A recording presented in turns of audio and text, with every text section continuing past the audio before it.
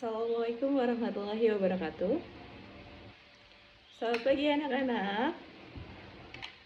Selamat pagi. Gimana kabar kalian?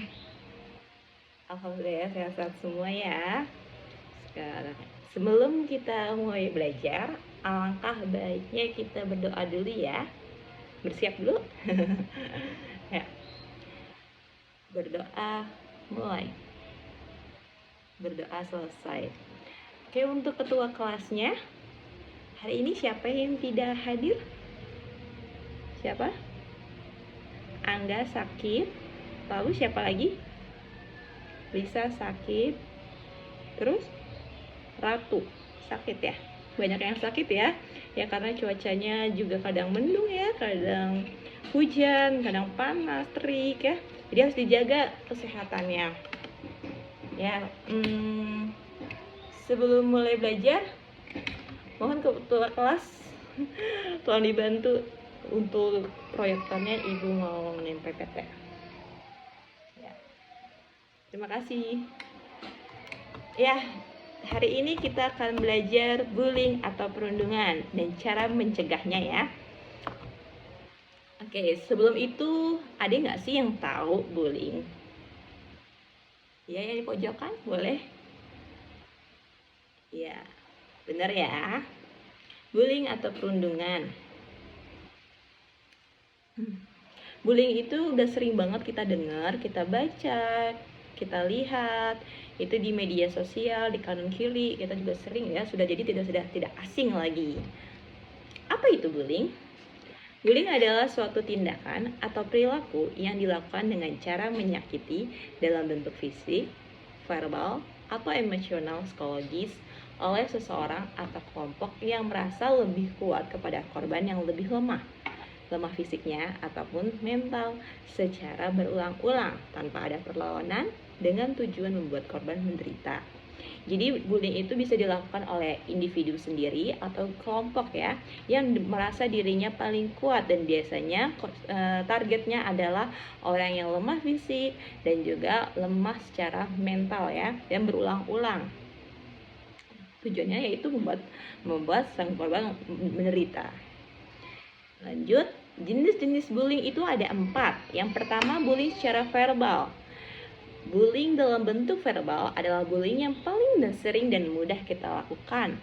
Kadang-kadang tanpa sadar kita melakukannya juga ya. Bullying secara verbal itu gimana sih contohnya?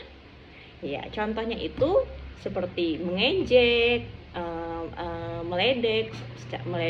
meledek fisik, aduh lu gendut banget sih, itu jerawatan dasar gitu atau dasar cupu, atau mengejek nama orang tua, biasanya juga begitu ya. Itu itu termasuk bullying secara verbal. Dan bullying ini biasanya menjadi awal dari perilaku bullying yang lainnya, serta dapat menjadi langkah pertama menuju pada kekerasan yang lebih lanjut. Oke. Yang kedua, ada bullying secara fisik. Bullying ini paling tampak dan mudah untuk diidentifikasi. Namun, kejadian bullying secara fisik tidak sebanyak bullying dalam bentuk lain. Remaja yang secara teratur melakukan bullying dalam bentuk fisik kerap merupakan remaja yang paling bermasalah dan cenderung akan beralih pada tindakan kriminal yang lebih lanjut. Nah, bullying secara fisik itu banyak ya contohnya, apalagi kasus sekarang yang lagi heboh di di pemberitaan. Kemarin bullying yang di SMA Binus kalau nggak salah ya, yang dia satu geng secara kelompok dia membuli satu orang korban, dan itu diejek, lalu ada kekerasan juga secara memukul dan lainnya, lalu divideokan dan disebar. Itu termasuk bullying secara fisik, dan bisa beralih ke keterangan kasus, jadi bisa ke jalur hukum ya, bisa itu termasuk tindakan kriminal. Jadi itu bullying secara fisik. Oke, yang ketiga, bullying secara relasional. Bullying secara relasional dilakukan dengan memutus relasi hubungan sosial seseorang dengan tujuan pelemahannya harga diri korban secara sistematis melalui pengabaian, pengucilan, dan penghindaran. Bullying dalam bentuk ini paling sulit dideteksi dari luar, berbeda dengan bullying secara fisik. Kalau fisik kan terlihat ya, entah dia dilukai di tangannya ataupun segala macam. Kalau bullying secara relasional itu tidak terlihat karena dia pengucilan dan pengabaian terhadap si korban bullying ini. Itu termasuk pembulian ya. Oke, yang keempat, ada bullying elektronik.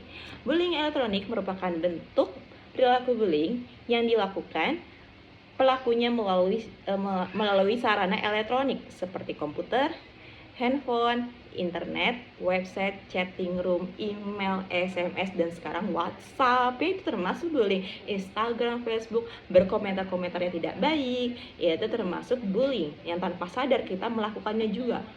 Kita melakukan komentar dasar nih, misalnya Prilly nih gendut banget sih pakai baju ini, komen di media sosial di Instagram Prilly, itu termasuk bullying. Entah itu kita melakukan kepada sesama artis atau dengan teman ya, itu termasuk pembulian. Oke, bully secara elektronik dan menyebarluaskan cara foto-foto misalnya dengan media, dengan gambar, animasi atau foto.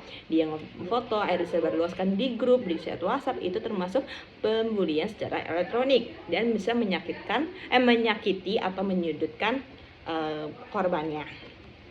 Jadi itu kenapa bullying itu tidak boleh dilakukan ya, karena bisa menyakiti korban itu, menyakiti mental, dan efeknya bisa berkepanjangan ya, entah jadi depresi, sedih, sakit hati. Kalau korban sakit hati, dia bisa menjadi melakukan suatu tindakan yang kriminal. Makanya kita dilarang untuk membuli, menyakiti secara makhluk hidup, karena kita tidak tahu hati seseorang.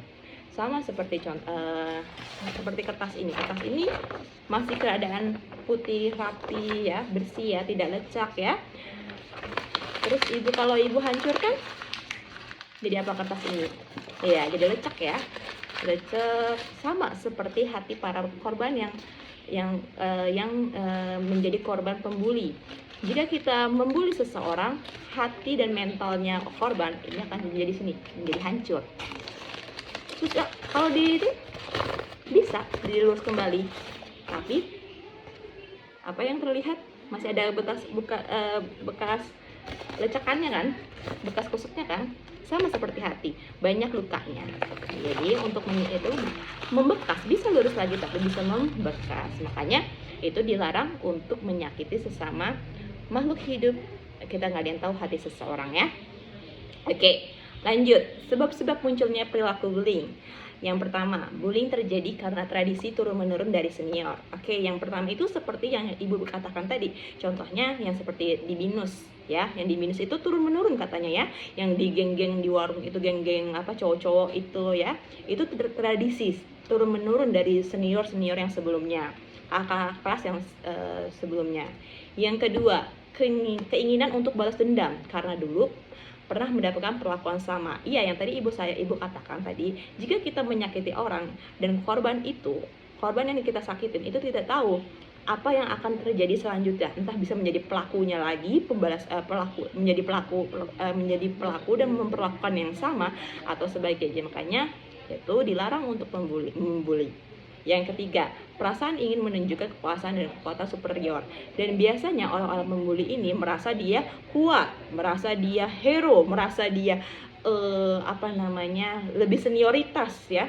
Itu makanya dia lebih berkuasa. Makanya dia menindas orang-orang yang lemah secara fisik dan lemah secara mental. Yang keempat, kecewa karena orang lain tidak berperilaku sesuai dengan yang diharapkannya.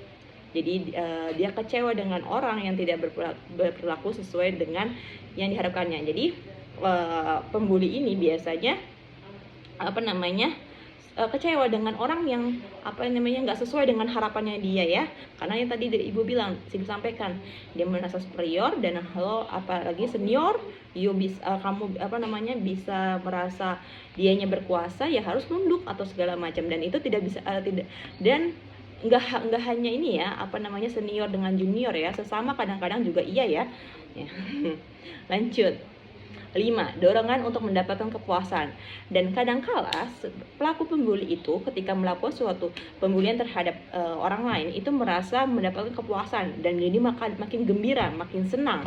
Itu ya, itu merasa dia, ya itu yang ibu bilang, karena dia merasa berkuasa, merasa bisa menindas lemah. Wah, gue ini jadi merasa terpuas dan kepuasan, mendapat dorongan kepuasan. Yang keenam, dianggap menghina atau mengganggu kelompok tertentu. Nah, biasanya itu kayak kasus contoh yang di Bills itu ya. Dia ngerasa dianggap menghina dan mengganggu kelompok geng, makanya dia dibully oleh kelompok itu ya. Lanjut. Apa sih dampak negatif bullying bagi orang yang menjadi korban? Ayo, ya tadi ibu sebutkan, tadi udah ibu kasih tahu ya.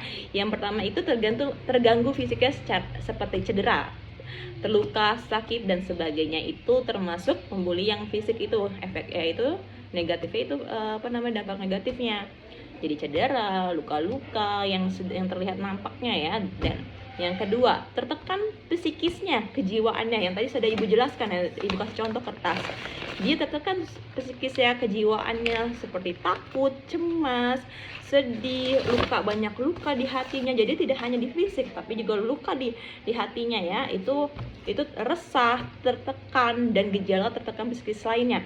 Itu termasuk dari dampak negatif bullying bagi orang yang menjadi korban. Lanjut, 3. Pergaulan sosial terganggu, seperti minder, menyendiri, grogi, pendiam, dan tertutup.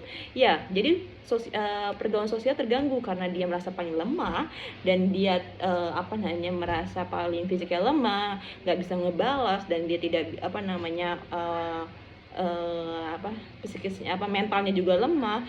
Dia jadi minder, jadi malu, jadi nggak mau, menyendiri. Lebih baik gue diem aja deh gitu daripada gue ini sama pembuli yang gerombol kelompok. Jadi dia merasa menyendiri, pendiam, dan tertutup ya. Yang keempat, terganggu prestasinya belajar, seperti nilainya jelek, tidak konsentrasi belajar, lupa mengerjakan tugas, sampai menurunnya ranking dan tidak naik kelas. Ya, kadang menjadi dampak negatif korban bullying itu ya terganggu psikisnya karena dia mentalnya sudah down. Jadi efek ke tugas-tugas yang diberikan di sekolah. Jadi efeknya jadi banyak ya. Oke. Gimana sih cara mencegah bullying? Ada yang bisa? Ada yang tahu? Bisa, boleh angkat tangannya kalau pengen cara mencegah, cara ngebully, cara mencegah bullying. Ya, salah satunya itu untuk mencegah bullying itu tidak ikut-ikutan ya, maksudnya dalam arti itu tidak ikut-ikutan bergombong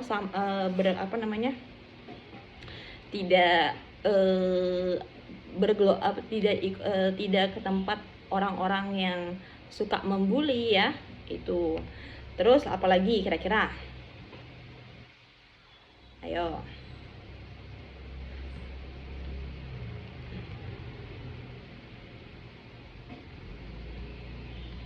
Ada yang bisa? Apalagi ada yang tahu?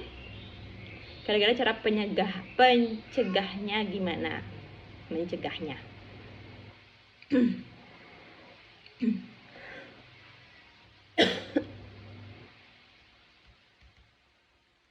Ya, cara pencegahannya itu menguatkan iman juga salah satu untuk pencegahan bullying ya. Dan jangan benar.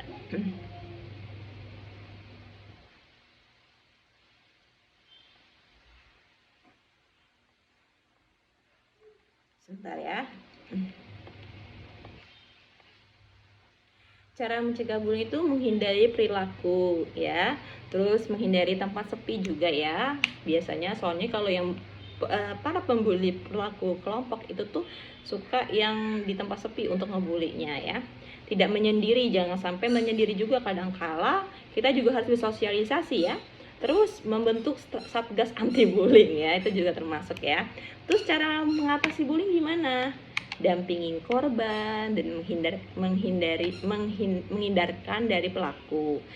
Terus kalau melihat kita ada teman kita atau lingkungan kita yang dibully, tolong atau bantu dan tolong ya, dan menghubungkan ke pihak lain yang bisa menolong misalnya, dan melindungi seperti guru, orang dewasa atau keluarga ya.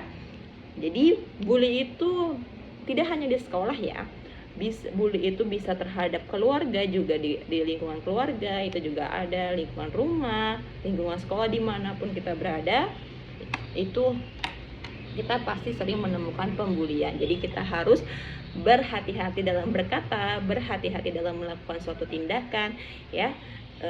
Tidak boleh ada dendam ya, itu kita harus berhati-hati, maksudnya kita tidak tahu kan apa namanya hati seseorang. Oke, Ibu rasa cukup ya materi hari ini tentang pembulian. Mungkin kalian pada merenung, apa aku pernah jadi pembuli? Kalau pernah, coba kita bercermin ya kepada diri kita sendiri, apakah kita pernah melakukannya itu? Kalaupun pernah, tolong jangan dilakukan lagi ya, karena efeknya kita tidak ada yang tahu ya, kita tidak ada tahu ke depannya gimana, kita tidak ada yang tahu. Oke, saya rasa cukup materi hari ini. Jadi sekarang sekarang buat ada yang mau ditanyakan? Ada kira-kira yang mau ditanyakan, ada yang kurang paham kah dengan materi yang Ibu jelaskan?